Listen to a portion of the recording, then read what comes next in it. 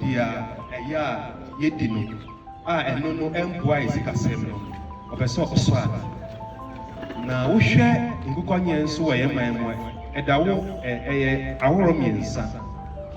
dia yeyen ewo yefie inti no eno no eya endorse bi inti fantakasa mo mbekasa o eno ye kitua bi inti eno na edi saa den Nkonko Nkintinkiti na ba ena ye wodia eno no endorse kakra eno ye be 500 to 2000 ena ye wo eno dia endorse pa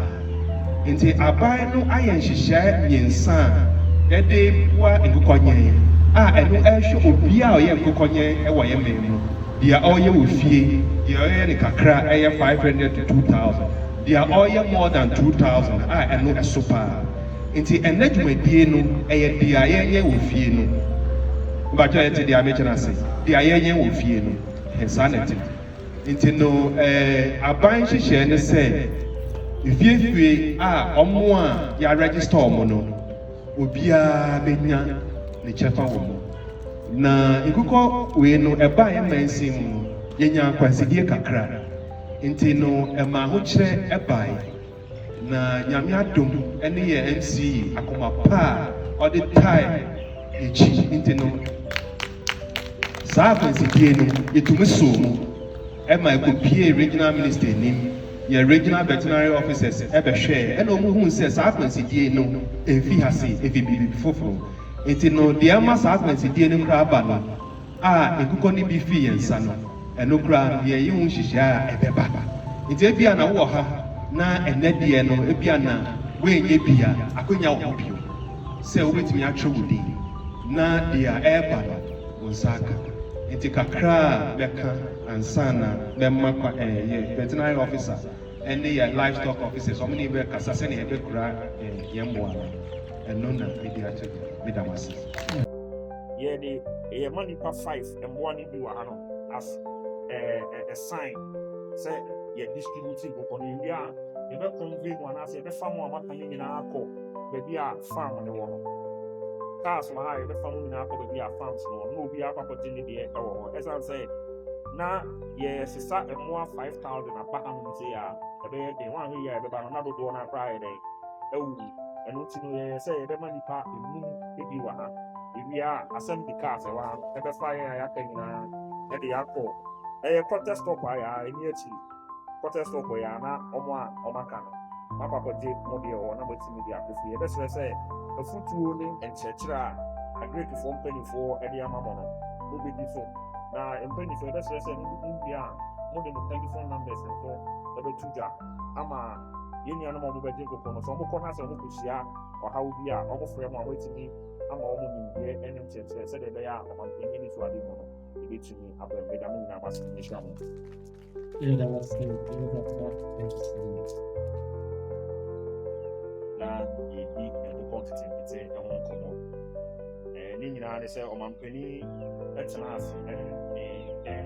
Municipality etena ase ehun se afibia so a na aban eye mpunta na ehwe sika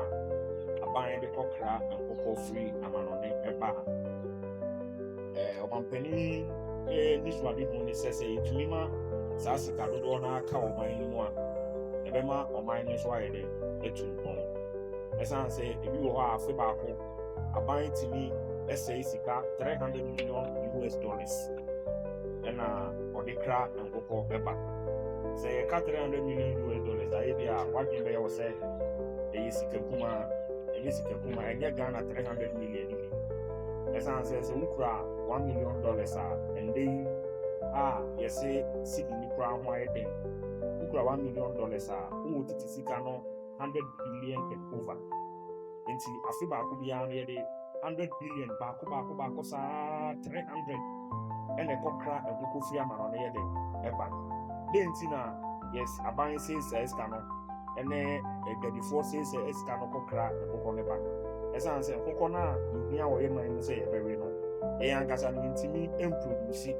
ana se dodo na ayenyen no ntimi enya dodo no ema enso oman ni nyina nti afi no so a na edi se ye kokra emo ani bi ye de eba eno ɛka ho ɛna ɛma ɔman sikasɛm ɛnyina yie ɛno ka ho na yɛfrɛ no sɛ inflation ɛsan sɛ sika no ɛfiri ɔman anim kɔ no na yɛkyerɛ sɛ sika ne system ni mu a kakra no a ɛwɔ mu no ɛna obiara bɛyɛ dɛn ɛbɛpere ho ɛno nti na ɛberɛ bia no na ama nneɛma boɔ kɔ a na ɛyɛ dɛn ɛkɔ soro nti aban fi Ghana no ɛkyerɛ sɛ aban ani so ade ho ne sɛ nneɛma a yɛdi ɛwɔ ɔman anim no deɛ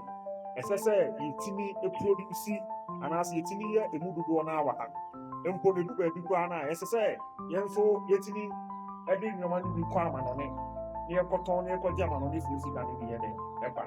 ɛno nti na ɔmanpanyin Mahama ɛde Feed Ghana project no aba Feed Ghana project no ɛnyɛ nkokɔ nko a yɛwɔ other livestock nso wɔ mu a ɛno nso no aban no ɛruli out na yɛn mɛnsin mu deɛ ɛdu yɛn so ɛyɛ nkokɔ nketenkete no sɛdeɛ agri director ɛkaeɛ no ɛberɛ a yɛde yɛn nsa ka yɛn nkokɔ no nyame sɛ yɛnka no korɛ agri director ne poultry farmer yɛde nkokɔ ne kɔma a ɔmo ho afɔ ɔmo yie papapapapa ɛsiane sɛ mmoa no bɛduu yɛ ɔdan no koraa no na ebi afiri mu dada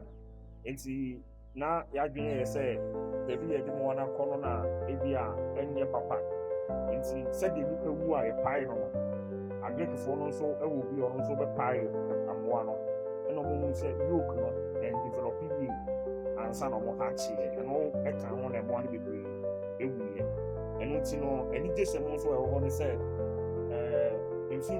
Kuye mantam so afọ ɛyɛ Eastern Regional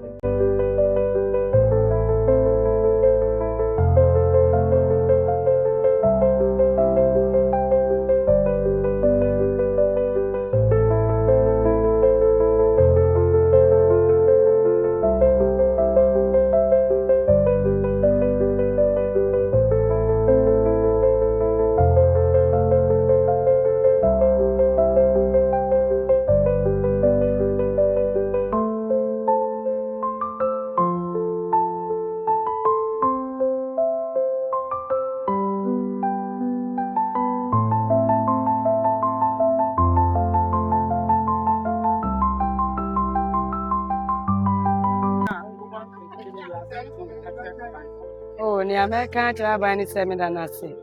nyame hira na eniso ade hu na ode asi na eniso a oya ma ye ni age ye ni aso enyo aban bia na oba oye sei ma ye na ne oye no ye ni aso nyame hira no bebre wa futu amede bema wo ni se sania menya no saa no bia nso beden obi abenya na mo wonya wonhwe suyiye na emu aye nyina ne yema daachi yesaka bi jamani so ade ho de ba se nkokọ a yekra fi amano ne ba bebie ho ka no asobeti tinye wa ye ndi yanso ye be se enne ye nya bia ye be hwe na moa no etimi aye eja ye nya bi kum di a ne nya bi so aton ne no so aboa oman no ha nti ya da oman aban na se ewo ne ne ode amaye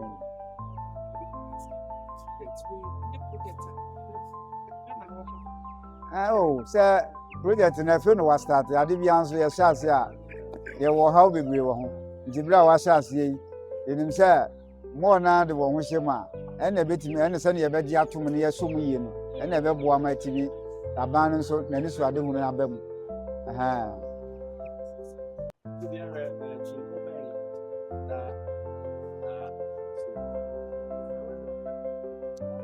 ya mini ade kan me damase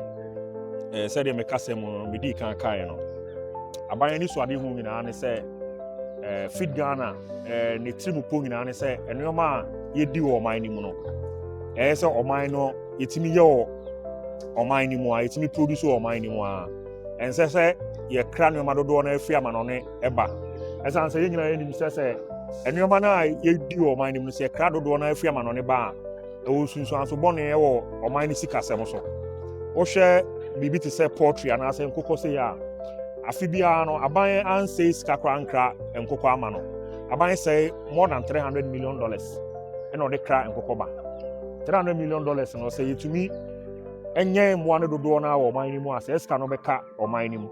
na ama edwuma ba o man ni mu na ama o man ni sika se won so agina yi nti ɔmampanin feed Ghana project no a Nkonko Nkintinkiti ka ho no tirimupo no nyinaa na sɛ botae no nyinaa ne sɛ nneɛma a yɛdi wɔ ɔman no mu no deɛ ɛsɛ sɛ yɛtumi ɛyɛ emu kyɛfa kɛseɛ na ɛwɔ yɛn man no ɛfa so a yɛdistribute ne sɛ nipa dodoɔ no akɔkyerɛ wɔn din ɔmo a na ɔmo hia akokɔ no bi na ɔmo kɔkyerɛ ɔmo din wɔ agric directorate anaasɛ agric foɔ no so yɛ nti based on list a agric foɔ no de baeɛ no ɔno na yɛahwɛ a yɛkyɛ nkokɔ no initially no nanka tirimupɔ no sɛ nipa baako bi abɛnya nkokɔ no 50 nanso na ɛsɛ sɛ yɛmmoa no yɛde bɛduiɛ no na ebi koraa afiri mu dada based on the fact sɛ baabi a ɔmo ha kyɛ nkokɔ no na ɔhaw kakra ɛwɔ hɔ nom nti no na yɛyɛ sɛ yɛbɛkyɛ ama obiara 50 aduonum no a ɛmma nipa dodoɔ no a ɛnyɛ den ɛnyɛ bi nti yɛ sɛ obiara bɛnya aduonum 25 sɛdeɛ ɛbɛyɛ yɛbɛtumi akɔva nipa dodoɔ no a nti saa kwan ne yɛfa so yɛdistribute yɛ ɛna asɛm dɛ nso ɛwɔ ho ne sɛ mmoa no ɔmowuiɛ no ɛsiane sɛ nhwehwɛmu kyerɛ sɛ na ɛmfiri poultry farmer no a ɔrehwɛ mmoa no wɔ ha sɛ ɛno nti no Eastern Regional Minister ne napamfo ayɛ sɛ mmoa no ɔmawu no nyinaa no ɔmbɛsan de bi aba bɛyɛ dɛn ɛba bɛhyɛ ɛmu ama yɛ nti sɛ saa no nso ba a yɛbɛtumi aboa ama dodoɔ no nso a ɔmantumi anya bi ɛndɛ no ɔmatumi anya bi ɛna nipa nya koraa no about bɛyɛ wɔ ha yɛ expect sɛ anya koraa nipa bɛyɛ wɔ ha 100 ɛbɛtumi anya nkokɔ no bi akɔ wɔ afiefie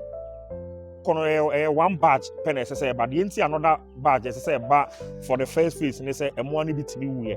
nti deɛ ɛwu no na ɔmo bɛ replace ama yɛn we are hoping sɛ the second phase of this Nkonko Nkintinkiti no initiative no by the end of the year no na second phase no nso no abanya rolling it out sɛnea mɛka ne sɛnea nsuo a wɔde bɛma nkokɔ no ɛne aduane a wɔde ma sɛnea yɛaka no nsuo a nipa wotumi nom no ɛno na ɛsɛ wɔde ma no ɛna aduane no so no weinom no ɛyɛ broilers nti broiler feed ɛyɛ finisher broiler finisher sɛnea yɛaka no ɛno ara nso na ɛsɛ wɔde ma ɛna ɛnɛ no a wɔkɔ no bu a wɔde nkokɔ no bɛgu mu no ɛho hia papapapapa ɛsiane sɛ nkokɔ wei no wɔhwɛ no sɛ woma no special care kakra na etumi atena yi ama wo na wotumi anya nampayo nti na buo no so ho hia paa mɛmma yɛngya wɔn sɛ wɔn nkɔ nante fie saa sɛ ndua so na wɔn bɛda yɛsra sɛ yɛni nkɔ saa nyama no so ma yes wei no deɛ yɛhu ɛnɛ no ɛyɛ deɛ di kan ɛyɛ maiden one nti no yɛni da so koraa sɛ ebia na ansa na afei ne bɛkɔ na yie no na ɛfrɛ ne sɛ foforɔ koraa bɛtumi ayi n'ani apue next year so saa na ɛbɛkɔ the year after next year nti sɛ yɛankɔ supervise yɛankɔ monitor ne yɛhu performance na ɛmma yɛhu sɛnea yɛ farmers no ɛkura no na yɛhu ɔmo a ɔmo bɔ ɔmo ho mmɔden a ɛsɛ afei ne kɔ ne afei foforɔ a yɛkɔ mu no sɛ ɛbɛma ɔmo biom anaa yɛmma ɔmo nti ɛbɛma yɛhu ɔmo bɔ ɔmɔden sɛ ɛbɛma ɔmo ambɔ ɔmo mmɔden a yɛbɛyi ɔmo fi mu sɛnea meka no yɛnya akwansidie kakra nti no yɛmmoa no almost half efi no ɛsan saa akwansidie no esi no a ɛyɛ undeveloped yoke no ɛno na ɛma nti ɛno koraa no yɛaka ho asɛm esi a ɛnura koraa na ɔmo ne mi ka ho asɛm sɛ ɔmo hwɛ kwan a ɔmbɛma supply na replace ne nyinaa ma yɛ ɛnɛ yɛbɛkyɛ ne nɛ no ne korakora yɛ 5,000 korakora ɛsɛ nipa 100 na nka ɛsɛ ɔmo nya ɛfrɛ ne sɛ 5,000 a obiara bɛnya 50 ba sɛnea mekyerɛ wo sɛ akwansidie no esi ne nti no sɛ yɛpɛ sɛ yɛyɛ saa nhyehyɛ yɛpɛ sɛ yɛdi so a wanhwɛ yie a na nipa dodoɔ na ɛnya nti yɛbɛhwɛ na obi anya kakra na 5,000 na ɛbɛba no na replaced one no na yɛde atop up na nka ɛkɔ n'anim akɔdu 50 per beneficiary.